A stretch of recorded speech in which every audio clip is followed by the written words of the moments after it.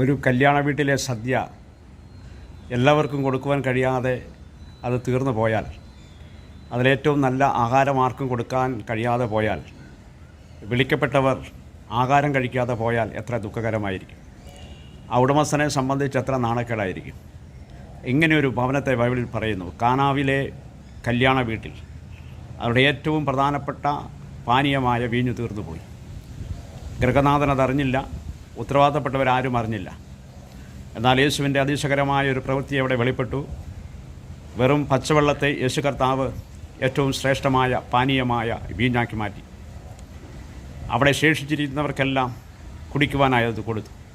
അവരത്ഭുതപ്പെട്ടു പോയി. സാധാരണ എല്ലാ വീട്ടിലും ആദ്യം നല്ലത് വിളമ്പിയതിന് ശേഷമാണ് മോശം തരുന്നത്.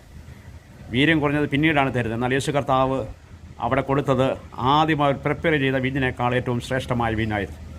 ആ കുടുംബത്തിൻ്റെ നാണക്കേട് മാനക്കേട് മാറ്റുവാൻ യേശുവിൻ്റെ സാന്നിധ്യം സഹായകമായി. പ്രിയരെ, നാം ഇതുപോലെ എന്തെങ്കിലും പ്രതിസന്ധികളുടെ നടുവിലാണോ?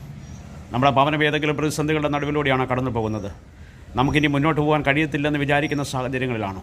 യേശുവിനെ നിങ്ങളുടെ ഭവനത്തിലേക്ക് ക്ഷണിച്ചാൽ, യേശുവിനെ നിങ്ങളുടെ ജീവിതത്തിലേക്ക് ക്ഷണിച്ചാൽ, അവൻ നിങ്ങൾക്ക് വേണ്ടി ഒരത്ഭുതം ചെയ്യും, സംശയമില്ല.